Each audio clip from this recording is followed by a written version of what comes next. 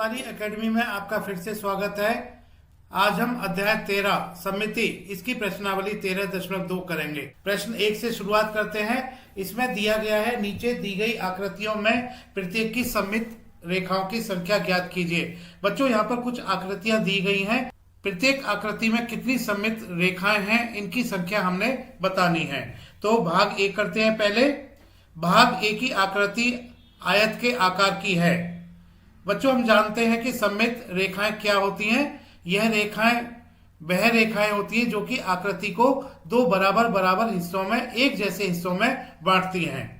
यह रेखा ऊर्ध्वाधर हो सकती है, क्षैतिज हो सकती है या तिरछी हो सकती है। बच्चों, भाग ए की आकृति में हम ऊर्ध्वाधर रेखा खींच सकते हैं जो कि इस आकृति को दो बराबर एक जैसे हिस्सों में बांटेगी। तो इसको हम इस चित्र में दिखा रहे हैं। एक रेखा तो बच्चों यह रेखा हो सकती है। इसको बच्चों हम L1 का नाम दे देते हैं। अब इस रेखा के बाएं तरफ देखें और दाएं तरफ देखें, दोनों एक समान आकृतियां होंगी, क्योंकि बच्चों इस बिंदु के लिए यह बिंदु इसका प्रतिबिंब होगा। अगर हम बाएं तरफ की आकृति को इस लाइन की तरफ से मोड़ें तो दाएं तरफ की आकृति यह पूरी तरह ढक लेगा। आकृति का इस तरफ का यह हिस्सा इस हिस्से से इस हिस्से के एक समान होगा और आकृति का बचा हुआ यह हिस्सा इस तरफ के हिस्से के एक समान होगा। तो रेखा L1 सममित रेखा होगी। एक रेखा हम क्षैतिज रेखा खींच सकते हैं। इस क्षैतिज रेखा को हमने इस चित्र में खींच लिया है, जो कि L2 से हमने दर्शाया हुआ है।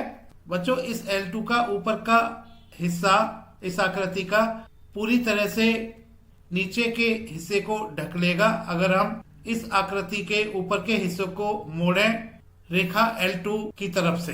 तो इस तरह से L2 रेखा सममित रेखा होगी। अब हम यहाँ पर तिरछी रेखा भी खींच सकते हैं जो कि सममित रेखाएं होंगी। यह दो रेखाएं होंगी। एक रेखा तो यह रेखा होगी और दूसरी रेखा यह रेखा होगी। यह तिरछी रेखाएं सममित रेखाएं होंगी। इनको हम L3 L4 का नाम दे देते हैं। L3 या L4 के एक तरफ की आकृति को हम इन सममित रेखाओं के सहारे अगर मोड़ें तो यह दूसरी तरफ की आकृति को पूरा ढक लेंगी। तो इस तरह से इस आकृति में 4 सममित रेखाएं होंगी जो कि L1, L2, L3 और L4 होंगी। तो इस आकृति में कुल सममित रेखाओं की संख्या 4 होगी। भाग ए का उत्तर 4 होगा। बच्चों, इसी तरह से भाग बी को कर लेते हैं। भाग बी में भी एक ऊर्ध्वाधर रेखा हम खींच सकते हैं और एक क्षैतिज रेखा हम खींच सकते हैं और दो तिरछी रेखाएं हम खींच सकते हैं। इन रेखाओं का हम नाम रख लेते हैं। क्षैतिज रेखा L1, ऊर्ध्वाधर रेखा L2, तिरछी रेखा L3, दूसरी तिरछी रेखा L4। बच्चों, हम L1 रेखा जो कि क्षैतिज रेखा है, इसके ऊपर की आकृति और नीचे की आकृति बिल्कुल एक समान है। दोनों आकृतियां एक दूसरे को ढक लेंगी अगर हम इस आकृति को रेखा L1 की तरफ से मोड़ें। इसी तरह से इस आकृति को रेखा L2, L3 और L4 की तरफ से मोड़ने से इन आकृतियों के दोनों हिस्से एक दूसरे को पूरी तरह से ढक लेंगे। तो हम कह सकते हैं कि इस आकृति में कुल सममित रेखाओं की संख्या 4 होगी। भाग बी का उत्तर 4 होगा। भाग सी की आकृति में भी हम एक ऊर्ध्वाधर रेखा खींच सकते हैं, एक क्षैतिज रेखा खींच सकते हैं और दो तिरछी रेखाएं खींच सकते हैं। बच्चों, इन सभी रेखाओं को हमने इस चित्र में खींच लिया है। ऊर्ध्वाधर रेखा का नाम L1 रख देते हैं, क्षैतिज रेखा का नाम L2 और तिरछी रेखाओं का नाम L3 और L4 रख लेते हैं। बच्चों, स्पष्ट है कि अगर हम आकृति को इन सभी रेखाओं की तरफ से मोड़ें, क्योंकि यह रेखाएं ऐसी हैं जो कि आकृति को दो बराबर एक जैसे हिस्सों में बांट रही हैं, तो एक हिस्से को इन सभी रेखाओं की तरफ से मोड़ने से वह हिस्सा दूसरे हिस्से को पूरा पूरा ढक लेगा। तो हम इन सभी रेखाओं को कह सकते हैं कि यह सभी रेखाएं सममित रेखाएं होंगी। तो इस तरह से इस आकृति में भी सममित रेखाएं 4 होंगी, L1, L2, L3 और L4। भाग सी का उत्तर 4 होगा। बच्चों भाग डी की आकृति में केवल एक ही रेखा हम खींच सकते हैं जो कि इस आकृति को दो बराबर हिस्सों में बांटेगी, और कोई रेखा ना तो वह क्षैतिज रेखा होगी ना ही कोई तिरछी रेखा होगी जो इस आकृति को दो बराबर एक जैसे हिस्सों में बांटेगी। ये हम जैसा कि चित्र में देख रहे हैं, ऊर्ध्वाधर रेखा हमने L1 खींच ली है जो कि इस आकृति को दो बराबर हिस्सों में एक जैसे हिस्सों में बांट रही है। अगर हम बाएं हिस्से को इस रेखा की तरफ से मोड़ें तो यह दाएं हिस्से को पूरी तरह से ढक लेता है, तो यह L1 रेखा इस आकृति के लिए सममित रेखा होगी। अगर हम कोई दूसरी क्षैतिज रेखा या तिरछी रेखा खींचते हैं तो हम पाते हैं कि उन रेखाओं के एक तरफ के हिस्से को अगर हम मोड़ें तो वह दूसरे हिस्से को पूरी तरह से नहीं ढकता, तो इस तरह से इस आकृति में केवल एक ही रेखा सममित रेखा होगी। भाग डी का उत्तर सममित रेखाओं की संख्या 1 होगा, केवल एक रेखा होगी। बच्चों भाग ई की आकृति समषट्भुज की आकृति है। इस आकृति में बच्चों एक ऊर्ध्वाधर रेखा जैसे कि हम खींच रहे हैं, यह रेखा सममित रेखा होगी। दूसरी रेखा सममित रेखा क्षैतिज रेखा हो सकती है जैसा कि हम इस चित्र में दिखा रहे हैं। इनका हम नाम रख लेते हैं L1 ऊर्ध्वाधर रेखा, यह सममित रेखा है। दूसरी एक क्षैतिज रेखा L2, यह भी सममित रेखा है। अब बच्चों अब हम इस समषट्भुज के कोनों को अगर मिलाएं, देखिएगा इस कोने को इस कोने से हम मिला सकते हैं। इससे मिलाते हुए एक रेखा खींच लेते हैं तो यह रेखा भी स्पष्ट है कि सममित रेखा होगी। इसका नाम L3 रख लेते हैं। एक रेखा बच्चों यह रेखा हो सकती है जो कि तिरछी रेखा है, इन दोनों कोनों से होके जा रही है, इसका नाम हम L4 रख लेते हैं। यह रेखा भी सममित रेखा होगी। बच्चों जैसे हमने एक क्षैतिज रेखा L2 रेखा को खींचा है और यह L2 रेखा इस समषट्भुज की जो यह भुजा है इस भुजा के मध्य बिंदु से होके जा रही है। इसी तरह से हम दूसरी भुजा जो कि यह भुजा है इस भुजा के मध्य बिंदु से जाती हुई तिरछी रेखा खींच सकते हैं। तो बच्चों इसको हमने खींच लिया है, इसका नाम हम रख देते हैं L5। यह L5 रेखा भी सममित रेखा होगी क्योंकि यह रेखा भी इस समषट्भुज को दो बराबर हिस्सों में एक जैसे हिस्सों में बांट रही है।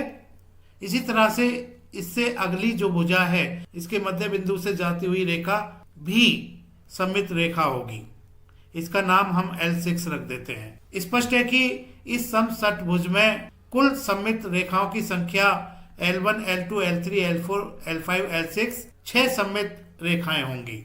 तो भाग ई का उत्तर 6 सममित रेखाएं। भाग F बच्चों इस आकृति में एक सममित रेखा तो क्षैतिज रेखा हो सकती है, जैसा कि इस आकृति में हम इसको सममित रेखा को L1 से दिखा रहे हैं। L1 के ऊपर का भाग L1 के नीचे के भाग के एक समान है। अगर हम इसके ऊपर के भाग को इस L1 रेखा की तरफ से मोड़ें तो यह दोनों बिंदु नीचे के दोनों बिंदुओं को ढक लेंगे और हम कह सकते हैं कि ऊपर की जो आकृति है नीचे की आकृति को पूरी तरह से ढक लेगी। इसी तरह से बच्चों एक ऊर्ध्वाधर रेखा हो सकती है जिसको कि हम इस चित्र में दिखा रहे हैं, इसका नाम L2 हमने रख लिया है। तो L2 ऊर्ध्वाधर रेखा यह सममित रेखा होगी। इस रेखा के बाएं हिस्से को बाएं भाग को अगर हम मोड़ें तो यह दाएं भाग को पूरी तरह से ढक लेगा। बाएं और दाएं भाग बिल्कुल एक जैसे हैं। बच्चों यहाँ पर कुछ तिरछी रेखाएं भी सममित रेखाएं होंगी, जैसे कि एक रेखा बच्चों इन दोनों कोनों को मिलाने से मिलेगी। तो एक रेखा हम यह दिखा सकते हैं, इस रेखा को हम L3 कह देते हैं, इस रेखा का नाम हम L3 रख देते हैं। इसी तरह से दो कोने यह भी हैं, इन दोनों को मिलाते हुए एक रेखा खींच लेते हैं, इसको हम L4 लिख लेते हैं। एक बच्चों जैसे हमने ऊर्ध्वाधर रेखा L2 खींची है, इसी तरह से दो और रेखाएं तिरछी रेखाएं हम खींच सकते हैं जो कि इन दोनों बिंदुओं से होके जाएगी। एक रेखा तो यह होगी, इसका नाम हम L5 रख लेते हैं और इसी तरह से एक रेखा इन दोनों बिंदुओं को मिलाते हुए खींच लेते हैं। एक रेखा हमने यह खींच ली है, इसको हम L6 कह देते हैं। तो इस तरह से यह सभी रेखाएं L1, L2, L3, L4, L5, L6 यह सभी 6 रेखाएं सममित रेखाएं होंगी। यह सभी रेखाएं इस आकृति को 2 बराबर एक जैसे हिस्सों में बांटेंगी। तो भाग F में कुल सममित रेखाओं की संख्या 6 होगी। भाग G, बच्चों इस आकृति को हम देख रहे हैं, तो इस आकृति में हम कोई भी ऊर्ध्वाधर, तिरछी या क्षैतिज रेखा नहीं खींच सकते जो कि इस आकृति को 2 बराबर एक जैसे हिस्सों में बांट दे। तो बच्चों भाग G का उत्तर 0 होगा क्योंकि यहाँ पर कोई भी सममित रेखा नहीं होगी। भाग H, बच्चों भाग H में जैसे कि हम एक क्षैतिज रेखा यहाँ पर खींच लेते हैं, तो यह क्षैतिज रेखा इस आकृति को 2 बराबर भाग में नहीं बांट रही है, क्योंकि अगर हम देखें इस आकृति के ऊपर का यह जो बिंदु है यह इस बिंदु से मेल करेगा, लेकिन इस वृत्त के ऊपर का जो भाग है यह नीचे के भाग से मेल नहीं करेगा। इसी तरह से अगर हम कोई ऊर्ध्वाधर रेखा खींचे, यह ऊर्ध्वाधर रेखा भी इस आकृति को 2 बराबर एक जैसे भाग में नहीं बांटती है और कोई तिरछी रेखा भी इस आकृति को 2 बराबर एक जैसे भाग में नहीं बांट पा रही है। हम कह सकते हैं कि इस आकृति के लिए भी कोई सममित रेखा नहीं होगी, तो इसके लिए 0 सममित रेखा होंगी। बच्चों भाग I की आकृति में हम देख रहे हैं कि इस आकृति में 5 पत्तियां दिखाई गई हैं। यह एक फूल जैसी आकृति है, पुष्प जैसी आकृति है। बच्चों इस आकृति में एक रेखा तो हम इसकी जो पत्तियां हैं बच्चों 5 पत्तियों के बीच में से सभी रेखाएं हम खींच लेते हैं। जैसे कि एक रेखा हमने यह खींच ली है जो कि इस पत्ती के बीचों बीच होके जाएगी, इसको हम L1 नाम दे देते हैं। यह L1 रेखा ऐसी रेखा है जो कि इस पुष्प को 2 बराबर हिस्सों में बांट रही है, जो कि एक जैसे हिस्से हैं। अगर हम ऊपर और नीचे के हिस्से को इस रेखा की तरफ से मोड़ें तो दोनों तरफ के हिस्से एक दूसरे को ढक लेते हैं। इसी तरह से अन्य पत्तियों के बीच में से हम रेखाएं खींच लेते हैं। तो बच्चों यह रेखा L2 हम लिख लेते हैं। अगली पत्ती के बीचों बीच से भी एक रेखा खींच लेते हैं, इसका नाम हम L3 रख सकते हैं। और बाकी 2 बची हुई पत्तियां इनके बीचों बीच से रेखाएं खींच लेते हैं, L3 और L4। बच्चों हमने पुष्प की पत्तियों के बीच में से होती हुई यह 5 रेखाएं खींच ली हैं और यह रेखाएं ऐसी रेखाएं हैं जो कि पुष्प को 2 बराबर एक जैसे हिस्सों में बांट रही हैं। तो इस आकृति की कुल सममित रेखाओं की संख्या 5 होगी। प्रश्न 2, नीचे दी गई प्रत्येक आकृति में त्रिभुज को एक वर्गीकृत पेपर पर बनाइए। प्रत्येक में सममित रेखाओं को यदि है तो उन्हें खींचिए और त्रिभुज के प्रकार को पहचानिए। आप उनमें से कुछ आकृतियों का अनुरेख करना पसंद कर सकते हैं। प्रत्येक पेपर को मोड़ने वाली विधि द्वारा प्रयास करें। तो बच्चों पहले तो हमने एक ग्राफ पेपर ले लेना है और यह ग्राफ पेपर वर्गीकृत ग्राफ पेपर होना चाहिए। उस ग्राफ पेपर पर हम इन आकृतियों को बनाएंगे और इन आकृतियों को बनाने के बाद अगर कोई सममित रेखा या एक से ज्यादा रेखा है तो उनको हमने खींचना है और हमने त्रिभुज को भी पहचानना है किस तरह का त्रिभुज है। भाग ए, बच्चों त्रिभुज को उसकी भुजाओं के आधार पर पहचाना जा सकता है। जैसे कि भाग ए में हम देख रहे हैं कि इसकी भुजा AB, पहले तो इस त्रिभुज का हम नाम लिख लेते हैं ABC। इसकी भुजा AB की लंबाई, क्योंकि हम इस वर्ग को 1 इकाई की लंबाई और 1 इकाई की चौड़ाई वाला वर्ग मान सकते हैं। AB भुजा की लंबाई 1, 2, 3, 4, 5, 6, 7, 8 इकाई होगी। अब हम इस त्रिभुज में देख रहे हैं कि बिंदु C से AB भुजा पर इस रेखा को हम देख रहे हैं कि यह रेखा CD इस भुजा AB को बराबर बांट रही है। तो डी बिंदु यह मध्य बिंदु होगा और डी बिंदु से सी बिंदु की दूरी 1, 2, 3, 4, 5 इकाई है। तो इस तरह से हम ए, बी और सी बिंदु की स्थिति के अनुसार हम ग्राफ पेपर पर इस त्रिभुज को खींच सकते हैं। तो यहाँ पर बच्चों ए बी भुजा की लंबाई 8 इकाई है और डी मध्य बिंदु है ए बी का, और सी डी की लंबाई 5 इकाई है। बच्चों इसको हम ग्राफ पेपर पर बना सकते हैं। यहाँ हम ए बिंदु ले लेते हैं और बी बिंदु के लिए हमें 8 इकाई आगे बढ़ना होगा। तो 1, 2, 3, 4, 5, 6, 7, 8 यह बिंदु यहाँ पर होगा, बिंदु बी। अब ए बी भुजा को यहाँ पर खींच लेते हैं। बच्चों ए बी का मध्य बिंदु डी यह होगा और इस डी से 5 इकाई ऊपर की तरफ बिंदु सी मिलेगा। यह बिंदु यह होगा, इस बिंदु का नाम सी रख लेते हैं। अब हम ए से सी को और सी से बी को मिला लेते हैं। तो इस तरह से हमने त्रिभुज जो कि भाग ए में दिया हुआ है इसको खींच लिया है। अब हमें इस त्रिभुज का नाम बताना है, क्योंकि हम यहाँ पर देख रहे हैं कि भुजा ए सी और भुजा बी सी बराबर हैं और भुजा ए बी की लंबाई ए सी और बी सी के बराबर नहीं है। तो इसका मतलब यह हुआ कि यह समद्विबाहु त्रिभुज होगा। अब बच्चों हमने इस आकृति की सममित रेखा खींचनी है। बच्चों हम जानते हैं कि समद्विबाहु त्रिभुज में केवल एक ही सममित रेखा होती है और यह ऊर्ध्वाधर रेखा होती है। तो इसको हम बिंदुकित रेखा के रूप में इसको हम इस आकृति में खींच लेते हैं। तो बच्चों यह बिंदुकित रेखा जिसको हमने एल से दिखाया हुआ है, यह इस आकृति के लिए सममित रेखा होगी और इस आकृति में केवल एक ही सममित रेखा होगी, कोई और ऐसी रेखा नहीं होगी जो कि इस आकृति को 2 बराबर भाग में बांटती हो।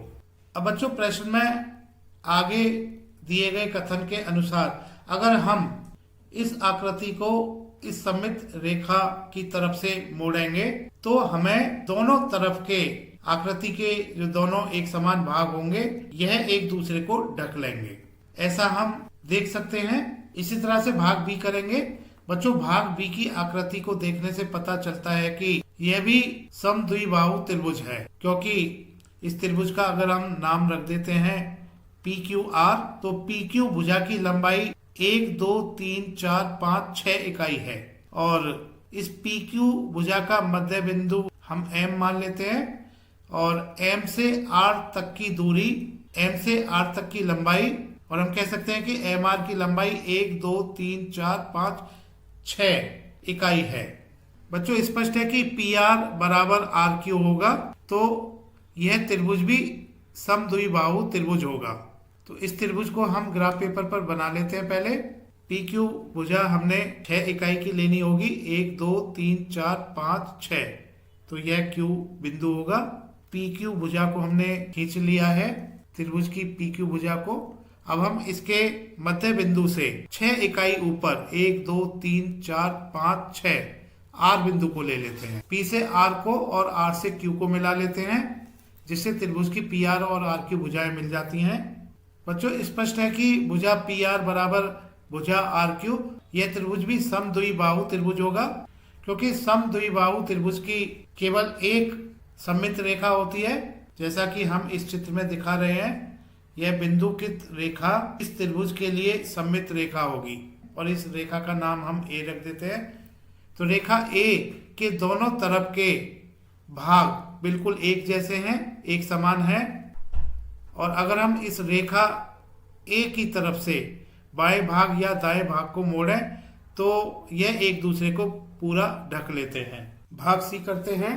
भाग सी में बच्चों हम देख रहे हैं कि एक समकोण त्रिभुज दिया गया है। इस समकोण त्रिभुज का नाम रख लेते हैं एक्स वाई जेड। बच्चों यह समकोण त्रिभुज बाई पर समकोण है, बाई पर 90 डिग्री है। बिंदु बाई और जेड के बीच की दूरी, या हम कह सकते हैं कि इसकी भुजा बाई जेड 1, 2, 3, 4, 5, 6 इकाई है और भुजा एक्स वाई भी 6 इकाई है। तो भुजा बाई जेड बराबर भुजा एक्स वाई बराबर 6 इकाई। अब इस समकोण त्रिभुज को हम बना लेते हैं ग्राफ पेपर पर, वर्गीकृत ग्राफ पेपर पर। बच्चों यहाँ पर बाई बिंदु ले लेते हैं और जेड बिंदु के लिए बाई से हमें 6 इकाई आगे बढ़ना होगा। 1 2 3 4 5 6, यहाँ पर जेड बिंदु होगा। एक्स बिंदु के लिए हमें बाई से ऊपर की तरफ 6 इकाई बढ़ना होगा। 1 2 3 4 5 6, यहाँ पर एक्स बिंदु होगा। अब हम एक्स से बाई, बाई से जेड और एक्स से जेड मिला लेते हैं। बच्चों स्पष्ट है कि यह त्रिभुज समद्विबाहु त्रिभुज होगा। समद्विबाहु समकोण त्रिभुज होगा। समद्विबाहु त्रिभुज होने के कारण इसमें केवल एक ही सममित रेखा होगी। और बच्चों यह सममित रेखा बिंदु बाई और एक्स जेड के मध्य बिंदु से होके जाएगी। इसको हम खींच लेते हैं। बच्चों इस चित्र में, भाग सी के चित्र में, इस आकृति में हमने एक रेखा खींच ली है। P नाम की इस रेखा को हम सममित रेखा कहेंगे, क्योंकि यह रेखा इस त्रिभुज को दो बराबर भाग में बांट रही है, जो कि बिल्कुल एक जैसे भाग हैं। अब अगर हम किसी भी एक आकृति को, इस रेखा के ऊपर की आकृति या इस रेखा के नीचे आकृति को हम मोड़ेंगे इस रेखा की तरफ से, तो यह दोनों बराबर एक समान हिस्से एक दूसरे को ढक लेंगे। भाग डी में पहले हम इस त्रिभुज का नाम रख लेते हैं, त्रिभुज EFG। बच्चों इसमें FG भुजा यह 1 2 3 4 5 6 इकाई की है और इस त्रिभुज की ऊंचाई हम FG पर एक बिंदु ले लेते हैं H। तो इस त्रिभुज की ऊंचाई EH 6 इकाई है। तो यहाँ पर यह 1 2 3 4 5 6 इकाई है। अब FH 2 इकाई है, तो हम पहले FG खींच लेते हैं 6 इकाई। H बिंदु के लिए F से आगे 2 इकाई H बिंदु होगा और HE 6 इकाई होगा। तो इस तरह से हम ग्राफ पेपर पर त्रिभुज बना सकते हैं। बच्चों पहले हम FG भुजा खींच लेते हैं। मान लेते हैं यह बिंदु F है और इससे आगे क्षैतिज 6 इकाई 1 2 3 4 5 6, यह G होगा, यह बिंदु G होगा। F से G को मिला लेते हैं। F से आगे 2 इकाई यह H बिंदु होगा और H से ऊपर की तरफ त्रिभुज की ऊंचाई 6 इकाई लेनी होगी। 1 2 3 4 5 6, यह बिंदु E हो जाता है। E से F हम मिला लेते हैं और E से G को मिला लेते हैं। तो बच्चों हमने त्रिभुज बना लिया है। अब इस त्रिभुज को हम देख रहे हैं कि इसकी सभी भुजाएं बराबर नहीं हैं। FG बराबर नहीं है EG के और EG बराबर नहीं है EF के, तो सभी भुजाएं अलग अलग हैं। तो अलग अलग भुजाओं वाले त्रिभुज को हम विषमबाहु त्रिभुज कहते हैं। तो बच्चों यह त्रिभुज विषमबाहु त्रिभुज है। और बच्चों हम जानते हैं कि विषमबाहु त्रिभुज में कोई भी सममित रेखा नहीं होती। इसमें कोई भी सममित रेखा ऐसी नहीं होगी जो इस त्रिभुज को दो बराबर हिस्सों में, एक समान हिस्सों में बांट दे। तो इस विषमबाहु त्रिभुज में कोई भी सममित रेखा नहीं खींची जा सकती। तो प्रश्न 2 के सभी भाग हमने पूरे कर लिए हैं। अब हम प्रश्न 3 करेंगे। प्रश्न 3, निम्न तालिका को पूरा कीजिए। बच्चों यहाँ पर एक तालिका दी गई है और इस तालिका के प्रथम स्तंभ में आकार, त्रिभुजों के आकार दिए गए हैं। दूसरे स्तंभ में आकृति का खाका या रूपरेखा दी गई है। यहाँ पर केवल समबाहु त्रिभुज के लिए आकृति का खाका दिया गया है। हमने वर्ग, आयत, समद्विबाहु त्रिभुज, समचतुर्भुज और वृत्त के आकृति का खाका या रूपरेखा को यहाँ पर बनाना है। और तृतीय स्तंभ में सममित रेखाओं की संख्या, जैसे कि समबाहु त्रिभुज की सममित रेखाओं की संख्या 3 होती है, उसको यहाँ पर दिया गया है। और इनको आकृति या खाका या रूपरेखा, इसमें भी इन सममित रेखाओं को दर्शाया गया है। तो इसी तरह से हमने इन स्तंभ 2 और स्तंभ 3 के रिक्त स्थानों को भरना है। तो बच्चों क्योंकि द्वितीय स्तंभ के रिक्त स्थान में इतनी जगह नहीं है कि हम आकृति का खाका यहाँ पर बना सके, तो इसको हम नीचे बना लेते हैं।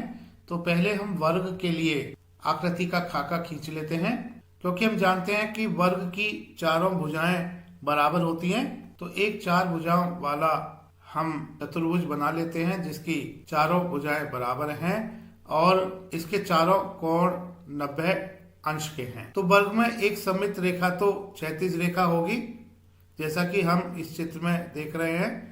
यह क्षैतिज रेखा इस वर्ग को 2 बराबर भाग में बांट रही है, 2 एक समान भागों में। दूसरी एक रेखा ऊर्ध्वाधर रेखा हो सकती है। यह ऊर्ध्वाधर रेखा भी इस वर्ग को दो बराबर भागों में बांट रही है। दो तिरछी रेखाएं हो सकती हैं जो कि वर्ग के विपरीत कोणों से होके जाएंगी। तो इनको हम चित्र में दिखा लेते हैं। ये एक तिरछी रेखा होगी और दूसरी तिरछी रेखा इन दोनों कोणों से, विपरीत कोणों से होके जाएगी। तो इस तरह से बच्चों वर्ग में कुल सममित रेखाओं की संख्या 1, 2, 3, 4, कुल सममित रेखाओं की संख्या 4 होगी। अब हम आयत का खाका तैयार कर लेते हैं। हम जानते हैं आयत में आमने सामने की भुजाएं बराबर होती हैं। बच्चों इस आयत में केवल दो सममित रेखाएं ऐसी होंगी, एक क्षैतिज रेखा होगी, एक ऊर्ध्वाधर रेखा होगी, जो कि इस वर्ग को दो बराबर एक जैसे हिस्सों में बांटेगी। तो इनको हम बिंदुकित लाइन से इस आयत में दिखा रहे हैं। ये दोनों रेखाएं सममित रेखाएं होंगी। तो आयत में केवल दो सममित रेखाएं होती हैं जिनको कि हमने इस चित्र में दिखा दिया है। रेखा जिसको एक और क्षैतिज रेखा जिसको दो से दर्शाया गया है। रेखा एक ऊर्ध्वाधर रेखा है। यह रेखाएं ऐसी रेखाएं हैं, सममित रेखाएं इनको कहते हैं, जो कि इस आयत को दो बराबर एक समान हिस्सों में बांट रही हैं। तो आयत के लिए तृतीय स्तंभ में इस तालिका के सममित रेखाओं की संख्या 2 होगी। आगे समद्विबाहु त्रिभुज दिया गया है। तो बच्चों पहले समद्विबाहु त्रिभुज बना लेते हैं। बच्चों समद्विबाहु त्रिभुज बनाने के लिए पहले हम एक रेखा ले लेते हैं किसी भी लंबाई की, और इस रेखा के बीचों बीच एक हम बिंदु ले लेते हैं और इस बिंदु से कोई भी हम एक ऊंचाई ले लेते हैं। अब इस बिंदु से इस रेखा के शुरू वाला बिंदु और अंतिम बिंदु से मिला लेते हैं। तो इस तरह से हमें समद्विबाहु त्रिभुज मिल जाता है। अब इस त्रिभुज के शीर्ष से और मध्य बिंदु से जाती हुई रेखा, यह रेखा इस त्रिभुज के लिए सममित रेखा होगी। और क्योंकि यह समद्विबाहु त्रिभुज है, इसमें केवल एक ही सममित रेखा होगी जिसको कि हमने रेखा 1 से दिखाया हुआ है, और कोई इस त्रिभुज के लिए सममित रेखा नहीं हो सकती।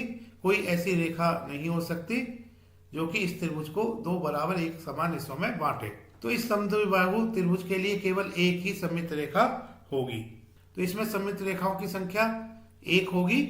प्रश्न में आगे समचतुर्भुज दिया गया है। तो बच्चों पहले समचतुर्भुज बना लेते हैं।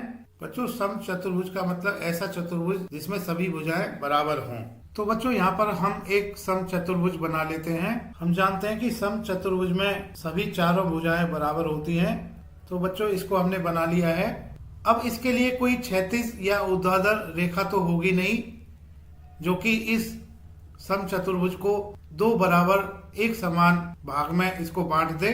दो तिरछी रेखाएं जो कि इस समचतुर्भुज के विपरीत कोणों से होके जाएंगी, यह दो तिरछी रेखाएं ऐसी रेखाएं होंगी जो कि इस समचतुर्भुज को दो बराबर एक समान हिस्सों में बांटेंगी। जो इनका नाम हम L1 और L2 रख देते हैं। तो यह L1 और L2 इस समचतुर्भुज के लिए दो सममित रेखाएं होंगी, क्योंकि बच्चों हम यहाँ पर देख रहे हैं कि अगर इस समचतुर्भुज के सममित रेखाओं के ऊपरी भाग या नीचे के भाग को अगर हम इस रेखा के सहारे मोड़ें तो यह दोनों एक दूसरे को पूर्णतः ढक लेते हैं। तो यह L1 और L2 इस समचतुर्भुज के लिए दो सममित रेखाएं होंगी। तो समचतुर्भुज में सममित रेखाओं की संख्या 2 होगी। आगे वृत्त दिया गया है। तो बच्चों पहले हम वृत्त को बना लेते हैं। बच्चों हमने वृत्त को बना लिया है। बच्चों वृत्त के केंद्र से जाने वाली रेखाएं जो कि वृत्त को दो बराबर एक जैसे हिस्सों में बांटे, ऐसी रेखाएं अनगिनत रेखाएं हो सकती हैं। तो इसको हम इस आकृति में दिखा सकते हैं इन रेखाओं को। जैसे एक रेखा यह होगी, इसी तरह से दूसरी रेखा यह हो सकती है, तीसरी रेखा यह हो सकती है, चौथी रेखा यह हो सकती है। इसी तरह से हम कितनी भी रेखाएं खींच सकते हैं। यह सभी सममित रेखाएं होंगी। तो हम कह सकते हैं कि अनगिनत रेखाएं ऐसी होंगी जो कि वृत्त के केंद्र से होके जाएंगी और इस वृत्त को दो एक जैसे हिस्सों में बांटेंगी। तो वृत्त के लिए सममित रेखाओं की संख्या अनगिनत रेखाएं होंगी। प्रश्न 4, क्या आप एक ऐसा त्रिभुज बना सकते हो जिसमें भाग ए केवल एक ही सममित रेखा हो, भाग बी केवल दो ही सममित रेखाएं हो, भाग सी केवल तीन ही सममित रेखाएं हो, भाग डी कोई सममित रेखा न हो। प्रत्येक में आकृति की रूपरेखा खाका बनाइए। बच्चों, भाग ए में कहा गया है कि ऐसा त्रिभुज बनाना है जिसमें केवल एक ही सममित रेखा हो। तो अभी हमने प्रश्न 2, 3 यह प्रश्न किए हैं। तो हम जानते हैं कि ऐसा त्रिभुज जिसमें केवल एक ही सममित रेखा हो, ऐसा त्रिभुज तो समद्विबाहु त्रिभुज होता है। तो बच्चों, भाग ए के लिए हमें समद्विबाहु त्रिभुज बनाना होगा। इसको हम बना लेते हैं। एक हम इस त्रिभुज की भुजा खींच लेते हैं, किसी भी लंबाई की भुजा हम खींच सकते हैं, जैसे कि हमने 5 सेंटीमीटर की भुजा यहाँ पर खींच ली है। तो बच्चों, इस भुजा का मध्य बिंदु, क्योंकि इस भुजा की लंबाई 5 सेंटीमीटर हमने ली हुई है, तो इसका मध्य बिंदु 2.5 सेंटीमीटर पर होगा। यहाँ पर ये हो सकता है। और इससे हम 3 या 4 बच्चों, जैसे कि 4 सेंटीमीटर ऊपर हम एक बिंदु ले लेते हैं। अब हम इस बिंदु से इस त्रिभुज के दूसरी भुजा और तीसरी भुजा को पूरा कर लेते हैं। तो बच्चों, ये हमने समद्विबाहु त्रिभुज यहाँ पर खींच लिया है और इसके लिए एक ही सममित रेखा होगी जो कि ऊर्ध्वाधर रेखा होगी और इस मध्य बिंदु से होके जाएगी। त्रिभुज के शीर्ष और इस मध्य बिंदु से होके जाएगी। बच्चों, भाग ए के लिए उत्तर, क्या आप ऐसा त्रिभुज बना सकते हो? तो हाँ, हम यह त्रिभुज बना सकते हैं जिसमें केवल एक ही सममित रेखा हो। यह त्रिभुज समद्विबाहु त्रिभुज होगा। भाग बी में दिया गया है ऐसा त्रिभुज जिसमें केवल 2 ही सममित रेखाएं हों। बच्चों, हम जानते हैं कि 2 सममित रेखाओं वाला त्रिभुज हो ही नहीं सकता, तो इसके लिए उत्तर नहीं। हम ऐसा त्रिभुज नहीं बना सकते, तो ऐसा त्रिभुज संभव नहीं होगा। भाग सी, बच्चों, भाग सी में दिया गया है ऐसा त्रिभुज जिसकी केवल 3 ही सममित रेखाएं हों। हाँ बच्चों, ऐसा त्रिभुज संभव है, क्योंकि हम जानते हैं कि ऐसा त्रिभुज तो समबाहु त्रिभुज होता है। समबाहु त्रिभुज में 3 सममित रेखाएं होती हैं। बच्चों, ऐसा त्रिभुज बना लेते हैं। तो ऐसे त्रिभुज के लिए हम एक भुजा मान लेते हैं कि यह भुजा 5 सेंटीमीटर है, तो 5 सेंटीमीटर की भुजा को हमने खींच लिया है। अब हम इस बिंदु से, इस भुजा के अंतिम बिंदु और इस बिंदु से हम समान लंबाई के चाप लगा लेते हैं। जैसे कि हम मान लेते हैं, क्योंकि हमने समबाहु त्रिभुज बनाना है, हमने इस भुजा को 5 सेंटीमीटर लिया हुआ है। अब हम 5 सेंटीमीटर का चाप इस बिंदु से लगा लेते हैं और भुजा के दूसरे बिंदु से भी हम 5 सेंटीमीटर का एक चाप लगा लेते हैं। तो यह चाप, दोनों चाप एक दूसरे को काटेंगे। इस बिंदु से हम इस भुजा के दोनों बिंदुओं को मिला लेते हैं। तो बच्चों, हमने एक समबाहु त्रिभुज बना लिया है जिसकी तीनों भुजाएं बराबर हैं। अब हम इन तीनों भुजाओं के मध्य बिंदु ज्ञात कर लेते हैं, जिनको कि ये हमने यहाँ पर दिखा दिया है। तो इन मध्य बिंदुओं से जाने वाली 3 सममित रेखाएं होंगी। एक रेखा तो यह होगी, दूसरी रेखा हम इस चित्र में दिखा रहे हैं यह होगी, और तीसरी रेखा तीसरी भुजा के मध्य बिंदु से होके जाएगी। इन तीनों रेखाओं को हमने बिंदुकित रेखाओं से यहाँ पर इस चित्र में दिखा दिया है। रेखा 1, रेखा 2 और रेखा 3। सो ऐसा त्रिभुज केवल जिसमें 3 ही सममित रेखाएं हों, ऐसा त्रिभुज संभव है। यह समबाहु त्रिभुज होता है। भाग डी में दिया गया है ऐसा त्रिभुज जिसमें सममित रेखा न हो। हाँ, ऐसा त्रिभुज होता है। हाँ, ऐसा त्रिभुज होता है जो कि विषमबाहु त्रिभुज होता है, क्योंकि हम जानते हैं कि विषमबाहु त्रिभुज में कोई भी ऐसी रेखा नहीं खींची जा सकती जिससे कि वह त्रिभुज 2 बराबर एक समान भाग में बट जाए। तो ऐसा त्रिभुज जिसमें कोई सममित रेखा न हो, ऐसा त्रिभुज विषमबाहु त्रिभुज होता है। तो बच्चों, ऐसा त्रिभुज हम बना लेते हैं। हम मान लेते हैं कि त्रिभुज की तीनों भुजाएं 4, 5 और 6 सेंटीमीटर हैं। तो हम 4 सेंटीमीटर भुजा यहाँ पर खींच लेते हैं और इस भुजा के दोनों बिंदुओं से 5 सेंटीमीटर का और 6 सेंटीमीटर का चाप लगा लेते हैं। तो यह चाप एक बिंदु पर काटेगा। इस बिंदु से इस भुजा के दोनों बिंदुओं को, जैसा कि हम चित्र में दिखा रहे हैं, हम मिला लेते हैं। तो यह त्रिभुज विषमबाहु त्रिभुज होगा। प्रश्न 5, एक वर्ग के पेपर पर निम्न की रूपरेखा बनाइए। भाग ए, एक त्रिभुज जिसमें क्षैतिज सममित रेखा तो हो परंतु ऊर्ध्वाधर सममित रेखा न हो। इस प्रश्न के लिए बच्चों संकेत दिया गया है, आपके लिए सहायक होगा यदि आप पहले सममित रेखा खींचें और उसके बाद आकृति को पूरा करें। बच्चों हम जानते हैं कि ऐसा त्रिभुज जिसमें एक सममित रेखा हो, ऐसा त्रिभुज समद्विबाहु त्रिभुज होता है। लेकिन यहाँ पर कहा गया है कि हमें यह सममित रेखा क्षैतिज रेखा खींचनी है, तो ऐसा समद्विबाहु त्रिभुज हमने यहाँ पर बनाना है जिसमें क्षैतिज सममित रेखा हो।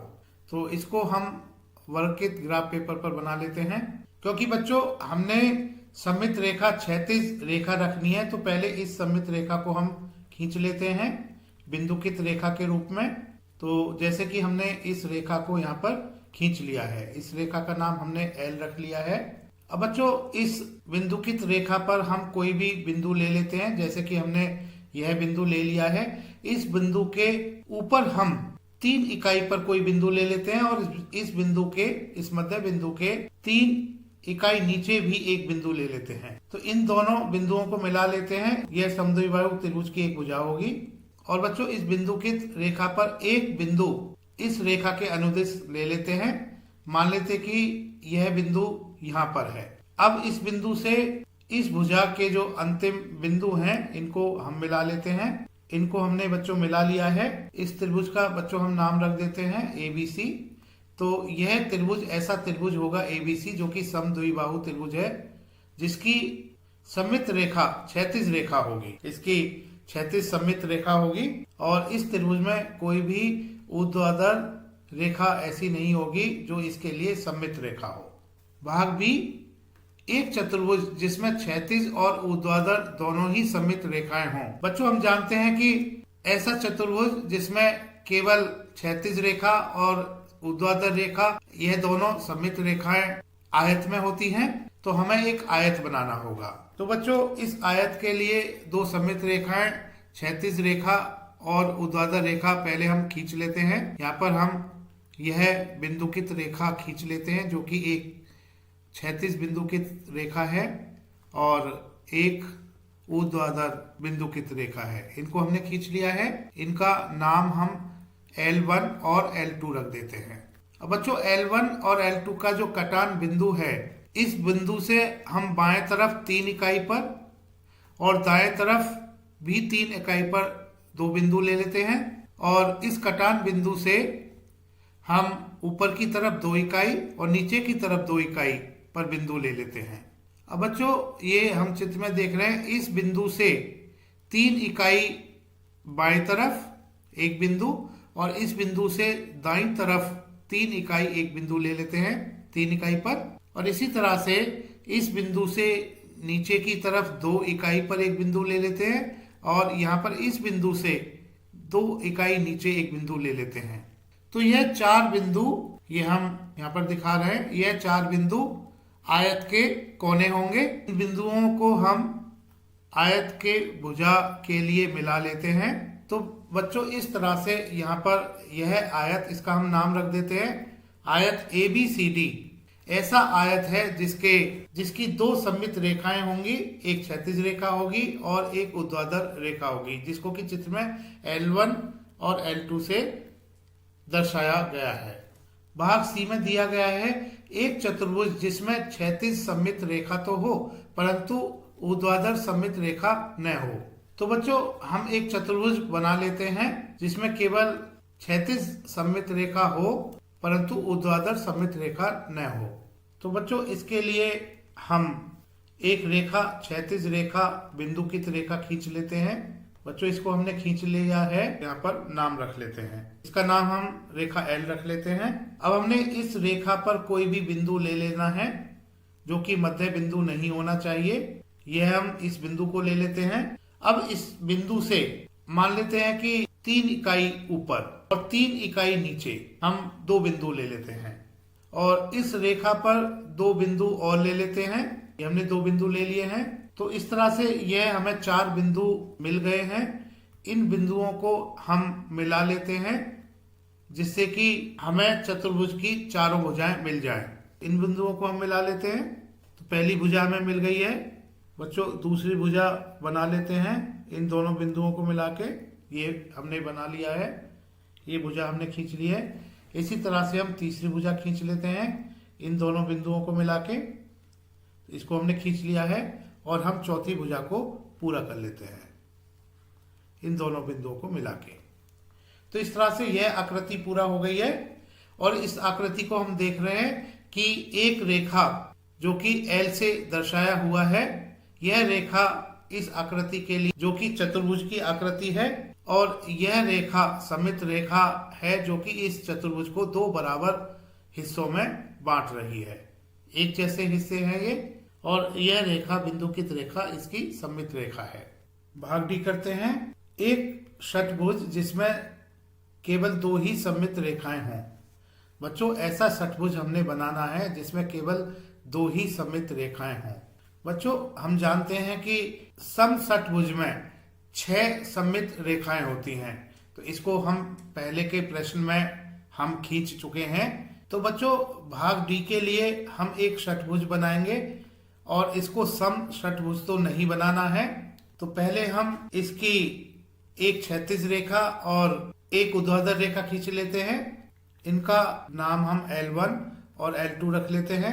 अब हम L1 L2 का कटान बिंदु इसके ऊपर और नीचे समान दूरी पर मान लेते हैं कि 3 इकाई की दूरी पर दो बिंदु ले लेते हैं।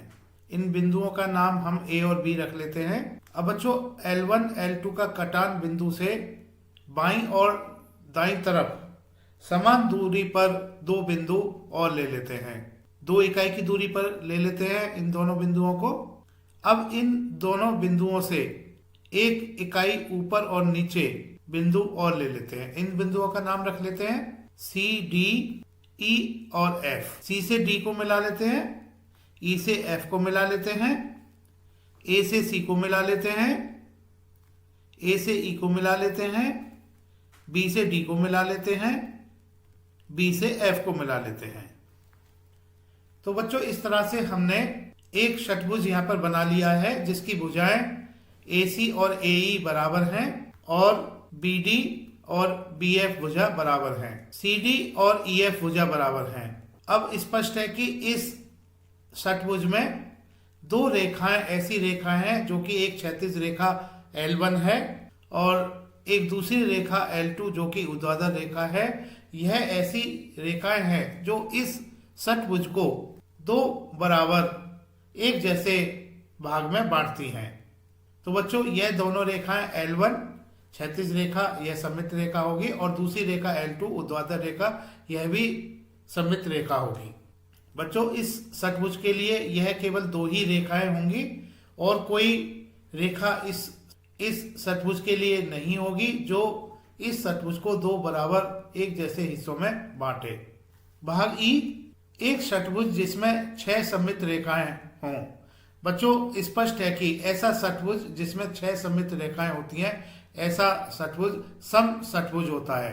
सम षटभुज की सभी भुजाएं बराबर होती हैं और इसमें 6 सममित रेखाएं होती हैं।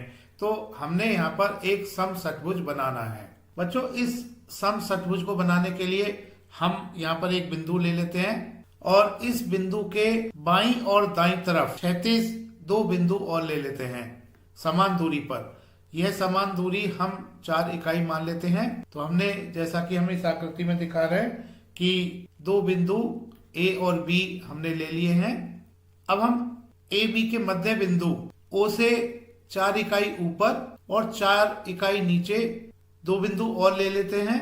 अब हमने इन दोनों बिंदुओं से 2 इकाई बाईं तरफ और 2 इकाई दाईं तरफ बिंदु यहाँ पर ले लेते हैं। इन बिंदुओं का नाम C, D, E और F रख लेते हैं।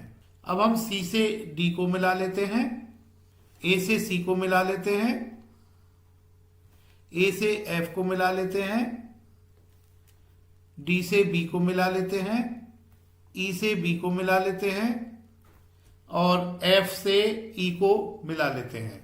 तो बच्चों इस तरह से यह ACDBEFA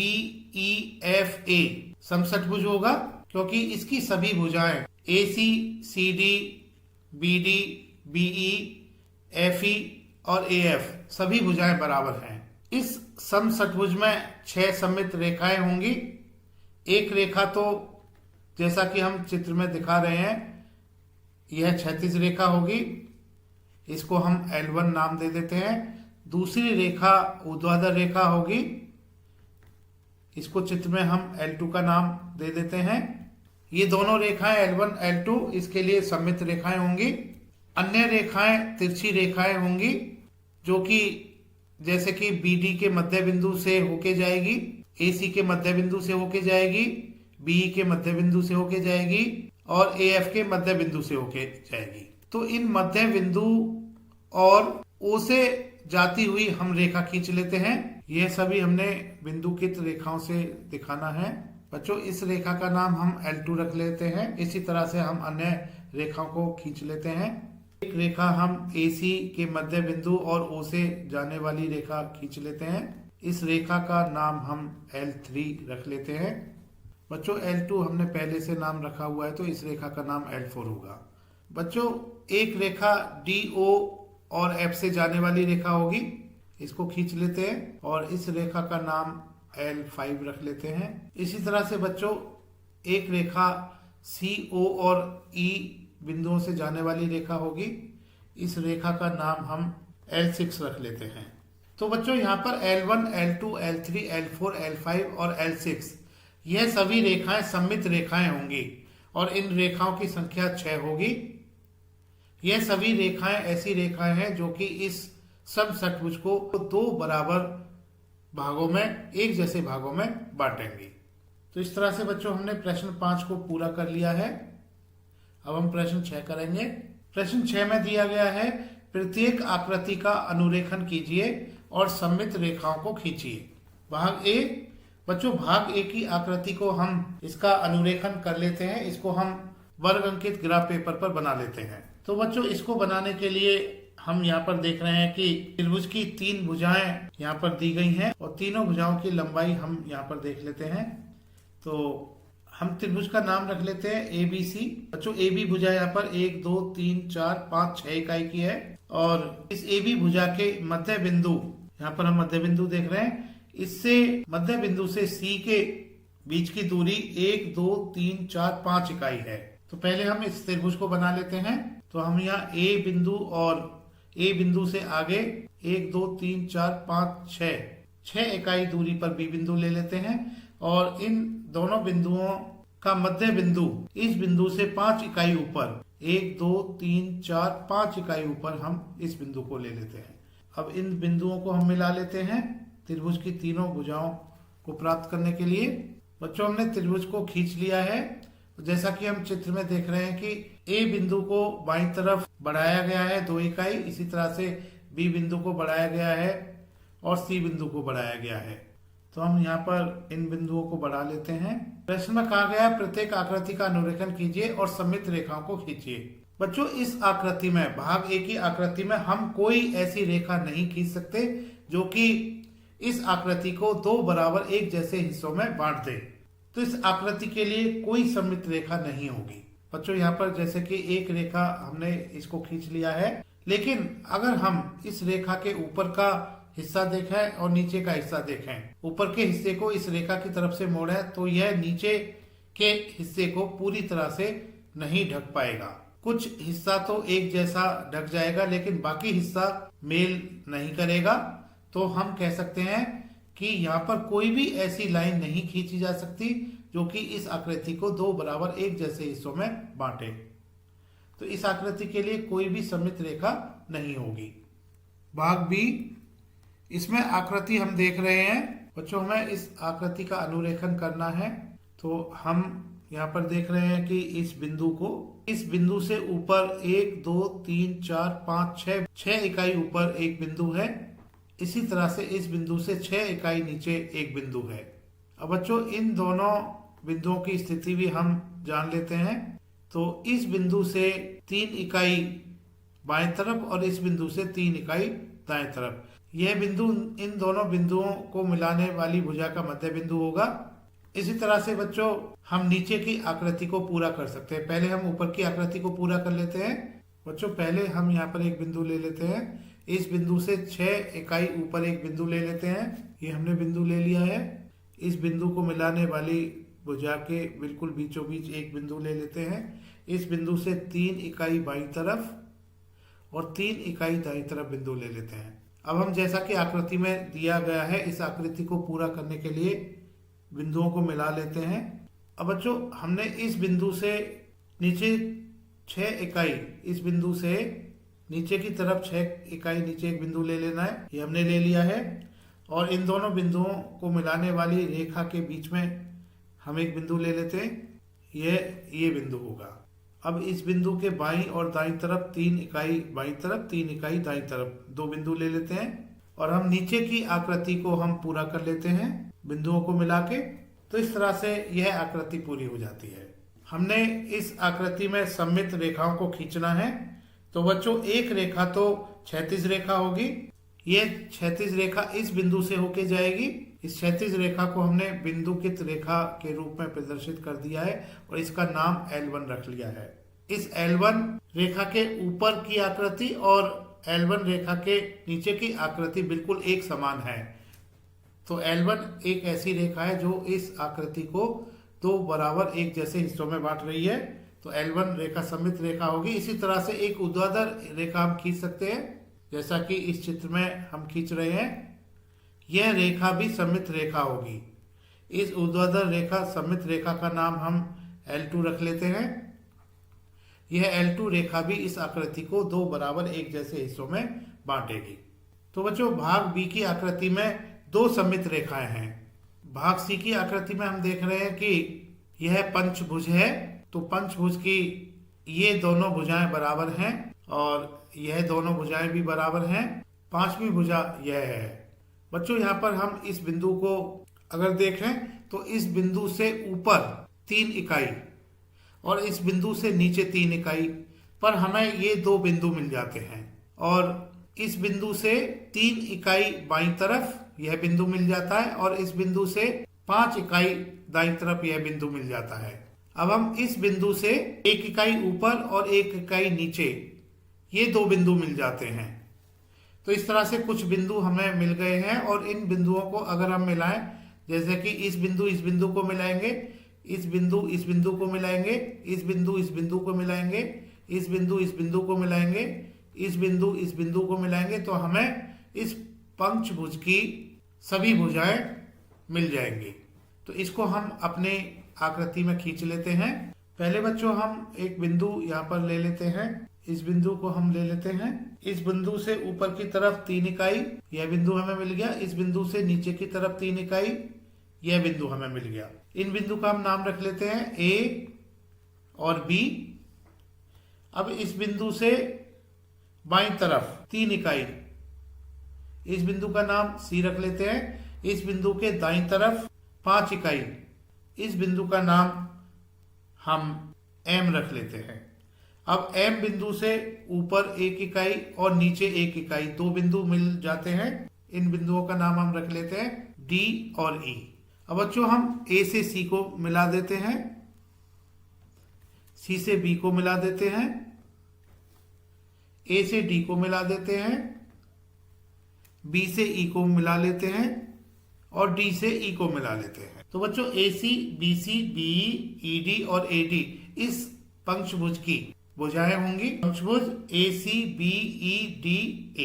अब बच्चों, हमने यहाँ पर सममित रेखा कितनी होंगी यह दिखाना है।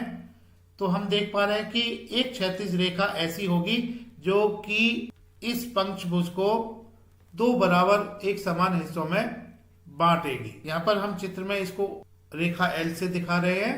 तो यह रेखा के ऊपर की आकृति इस रेखा के नीचे की आकृति बिल्कुल एक समान है और कोई ऐसी रेखा नहीं होगी, कोई ऊर्ध्वाधर रेखा या तिरछी रेखा जो कि इस पंचभुज को 2 बराबर हिस्सों में बांटती हो। तो इसमें केवल एक ही सममित रेखा होगी। बच्चों, भाग डी, इस आकृति में पहले हम बिंदु को ले लेते हैं। अब इस बिंदु से ऊपर की तरफ ऊर्ध्वाधर 4 इकाई पर इस बिंदु को ले लेते हैं और नीचे की तरफ 4 इकाई पर इस बिंदु को ले लेते हैं।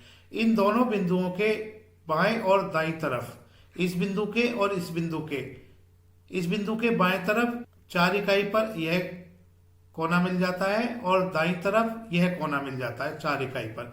इसी तरह से इस बिंदु के बाईं और दाईं तरफ 4 इकाई पर ये दोनों कोने हमें मिल जाते हैं। अब इस बिंदु से 2 इकाई ऊपर की तरफ, 2 इकाई नीचे की तरफ यह दोनों बिंदु मिल जाते हैं और इस बिंदु से दाईं तरफ और बाईं तरफ 2 इकाई की दूरी पर यह दोनों बिंदु मिल जाते हैं। हमने इस क्षैतिज और ऊर्ध्वाधर रेखा को यहाँ पर खींच लेना है। इस बिंदु से 2 इकाई बाईं तरफ और दाईं तरफ दोनों बिंदु मिल जाते हैं और इसी तरह से इस बिंदु से बाईं तरफ और दाईं तरफ दोनों बिंदु मिल जाते हैं। तो इस तरह से यह चारों कोने मिल जाते हैं। अब इन चारों कोनों में से 2-2 बिंदु हम मिला लेते हैं तो हमें यह क्षैतिज और ऊर्ध्वाधर रेखाएं मिल जाती हैं। तो हम इस आकृति को ग्राफ पेपर पर बना लेते हैं। और बच्चों भाग डी की आकृति में देखें तो यहाँ पर पहले एक छोटा वर्ग है और एक बड़ा वर्ग है। इस छोटे वर्ग की भुजा 4 इकाई है और बड़े वर्ग की भुजा 8 इकाई है। तो इस तरह से हम 4 इकाई वाला वर्ग खींच सकते हैं और 8 इकाई वाला वर्ग खींच सकते हैं। तो बच्चों पहले हम 4 इकाई वाला वर्ग बना लेते हैं। बच्चों जैसा कि आप चित्र में देख रहे हैं कि हमने 4 इकाई वाला वर्ग बना लिया है। इसकी सभी भुजाएं 4 इकाई हैं और हम इस वर्ग के अंदर की ऊर्ध्वाधर और क्षैतिज रेखाओं को खींच लेते हैं जैसा कि हमें आकृति में दिया गया है। अब इस वर्ग के बाहर की ओर हमें एक वर्ग और बनाना है जिसकी प्रत्येक भुजा 8 इकाई होगी। इसको हम बना लेते हैं। तो बच्चों इसको बनाना आसान है। हम 8 इकाई बराबर की सभी भुजाएं हमने लेनी होंगी और इस वर्ग के बाहर की तरफ हमने इसको बनाना होगा। बच्चों हमने इस आकृति को पूरा कर लिया है। अब यहाँ पर हमने देखना है कि इसमें कितनी सममित रेखाएं हो सकती है। बच्चों एक तो क्षैतिज रेखा हो सकती है जो इस आकृति के बिल्कुल बीचों बीच होके जाएगी और क्षैतिज होगी। इसको हमने L1 से यहाँ पर दर्शा लिया है।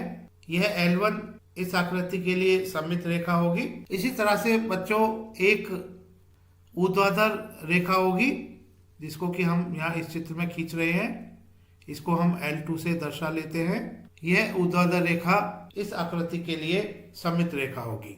बच्चों क्योंकि यहाँ पर वर्ग दिया गया है, अंदर एक बीचों बीच वर्ग है। हम जानते हैं कि वर्ग की एक क्षैतिज रेखा, एक ऊर्ध्वाधर रेखा और 2 तिरछी रेखाएं जो कि वर्ग के विकर्ण से होके जाती हैं। यह 2 तिरछी रेखाएं सममित रेखाएं होती हैं। तो इनको हम खींच लेते हैं जो कि इस वर्ग के कोनों से होके जाएंगी। बच्चों एक रेखा को तो हमने खींच लिया है। इसको हम L3 नाम दे देते हैं और दूसरी रेखा भी हम इस तरह से यहाँ पर खींच लेते हैं जो कि 2 बचे हुए कोनों से होके जाएगी। इस रेखा का नाम हम L4 रख लेते हैं। तो स्पष्ट है कि इस आकृति की 4 सममित रेखाएं होंगी। भाग ई। बच्चों भाग ई की आकृति में हम एक अष्टभुज देख रहे हैं और इस अष्टभुज की सभी भुजाएं बराबर नहीं है तो यह सम अष्टभुज नहीं है। यह एक अष्टभुज है। बच्चों पहले तो हम इस अष्टभुज को ग्राफ पेपर पर बना लेते हैं। तो इसके लिए हम यहाँ पर एक बिंदु लेते हैं इसके बीचों बीच। इस बिंदु से ऊर्ध्वाधर ऊपर की ओर और ऊर्ध्वाधर नीचे की ओर 2 बिंदु यहाँ पर हम ले लेते हैं A और B और इस A के बाईं तरफ और दाईं तरफ 2 बिंदु CD ले लेते हैं और B के बाईं और दाईं तरफ 2 बिंदु PQ ले लेते हैं। तो CD भुजा है इस अष्टभुज की और PQ भुजा है इस अष्टभुज की।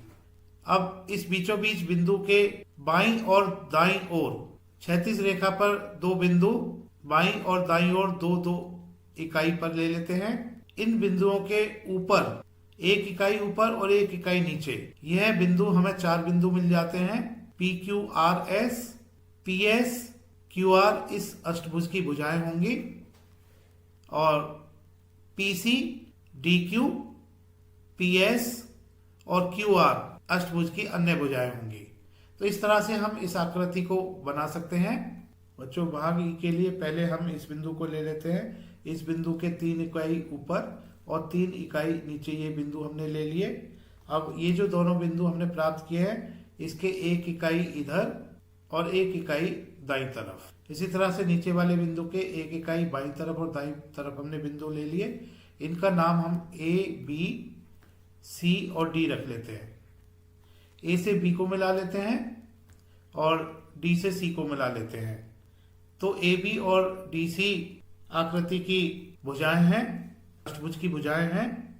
अब हम इस बीचों बीच वाले बिंदु से 2 इकाई बाएं तरफ और 2 इकाई दाएं तरफ ले लेते हैं। अब इस दोनों बिंदुओं के बाएं तरफ के बिंदु से 1 इकाई ऊपर और 1 इकाई नीचे, इसी तरह से दाएं तरफ के बिंदु से 1 इकाई ऊपर 1 इकाई नीचे, यह बिंदु हमें मिल जाते हैं और इन बिंदुओं का हम नाम रख लेते हैं E, F, G और H।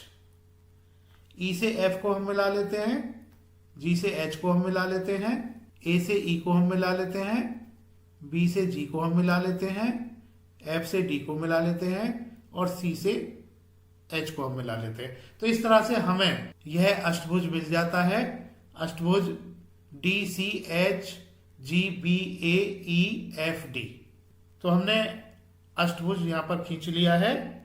अब हम सममित रेखाओं को खींचेंगे। तो एक रेखा तो जैसा कि हम चित्र में दिखा रहे हैं, बिंदुकित रेखा से यह क्षैतिज रेखा इसकी सममित रेखा होगी। इसको हमने L1 से यहाँ पर दर्शा लिया है। और एक रेखा ऊर्ध्वाधर रेखा होगी जो इसकी सममित रेखा होगी, जैसा कि हम चित्र में देख रहे हैं। इसको हमने बिंदुकित रेखा से प्रदर्शित किया है और इसका नाम हमने L2 रख लिया है।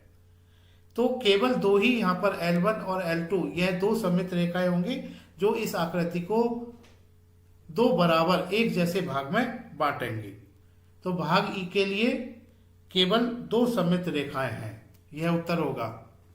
बच्चों, भाग एफ की आकृति में हम एक तारा जैसी एक आकृति यहाँ पर देख रहे हैं। इसमें 8 भुजाएं हैं। तो बच्चों, इस आकृति को बनाने के लिए यहाँ पर हम इस आकृति के भुजाओं के बिंदुओं को, इनकी स्थितियों को जान लेते हैं। पहले तो हम यह बिंदु, हम जो कि इस आकृति के बीचों बीच बिंदु है, इस बिंदु से इन सभी बिंदुओं के बीच की दूरी क्या होगी यह हम देख लेते हैं। तो इस बिंदु से 3 इकाई ऊपर यह बिंदु होगा और 3 इकाई ऊपर ही यह सभी बिंदु होंगे। यह 4 बिंदु हमें मिल जाते हैं और बाकी बचे हुए 4 बिंदु, इस बिंदु के चारों तरफ जो वर्ग हैं, इन वर्ग के कोने वाले बिंदु होंगे जो कि इस बिंदु के विपरीत होंगे। तो इस तरह से यह हमें चारों बिंदु भी मिल जाते हैं। तो इस आकृति को हम पूरा कर लेते हैं। बच्चों, पहले हम यहाँ पर एक बिंदु ले लेते हैं। मान लेते हैं कि यह बिंदु है। इस बिंदु के 3 इकाई ऊपर और 3 इकाई नीचे हम बिंदु ले लेते हैं। इन बिंदु का नाम रख लेते हैं ए और बी। इसी तरह से इस बिंदु के बाईं तरफ और दाईं तरफ 3 इकाई पर 2 बिंदु ले लेते हैं और इन बिंदुओं का नाम रख लेते हैं सी और डी। अब हम इस बिंदु के इकाई वाले वर्ग पर, इसके विपरीत कोने पर यह बिंदु ले लेते हैं। इसी तरह से हम 3 बिंदु और यहाँ पर ले लेते हैं। बिंदुओं का हम नाम रख लेते हैं E, F, G, H। हम A से E को मिला लेते हैं, C से E को मिला लेते हैं, C से G को मिला लेते हैं, G से B को मिला लेते हैं, B से H को मिला लेते हैं, H से D को मिला लेते हैं, F से D को मिला लेते हैं और A से F को मिला लेते हैं। तो बच्चों, इस तरह से हमें यह आकृति मिल जाती है।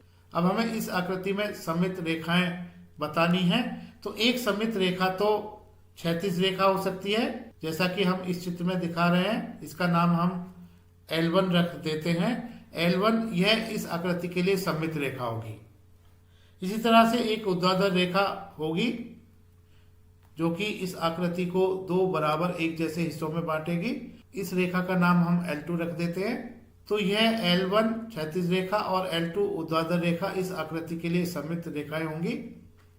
बच्चों, 2 तिरछी रेखाएं भी यहाँ पर सममित रेखाएं हो सकती हैं। एक रेखा तो बच्चों GF से होके जाएगी, इसको हम खींच लेते हैं। स्पष्ट है कि यह रेखा जो कि GF से होकर जा रही है, यह रेखा इस आकृति को 2 बराबर हिस्सों में, एक जैसे हिस्सों में बांटेगी। इस रेखा का नाम हम L3 रख देते हैं। यह इसकी सममित रेखा होगी। इसी तरह से ई एच, बिंदु ई एच को मिलाने वाली रेखा, यह भी सममित रेखा होगी। यह तिरछी रेखा जिसका नाम हमने L4 रख दिया है, यह भी सममित रेखा होगी। इस आकृति को दो बराबर एक जैसे हिस्सों में बांटेगी। तो हम कह सकते हैं इस आकृति के लिए L1, L2, L3, L4 चार सममित रेखाएं होंगी। तो बच्चों प्रश्न 6 हमने पूरा कर लिया है।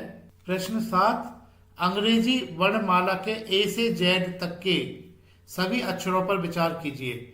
इनमें से उन अक्षरों की सूची बनाइए जिनमें भाग A ऊर्ध्वाधर सममित रेखाएं हों जैसा कि A, भाग B क्षैतिज सममित रेखाएं हों जैसा कि B, C सममित रेखाएं न हों जैसा कि Q। बच्चों भाग A में पूछा गया है ऊर्ध्वाधर सममित रेखाएं हों और भाग B में पूछा गया है क्षैतिज सममित रेखाएं हों, भाग C में पूछा गया है सममित रेखाएं न हों।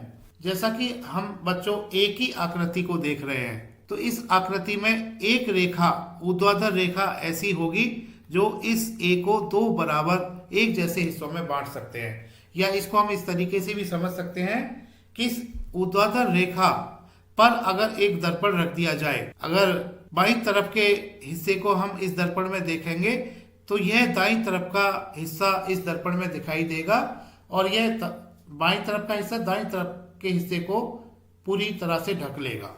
तो बच्चों भाग ए का पहला उत्तर ए होगा। बच्चों दूसरा अक्षर बी होता है, तो अगर हम इस बी में देखें, ये हमने बी को यहाँ पर बना लिया है, तो इस बी के लिए बच्चों केवल एक क्षैतिज रेखा होगी।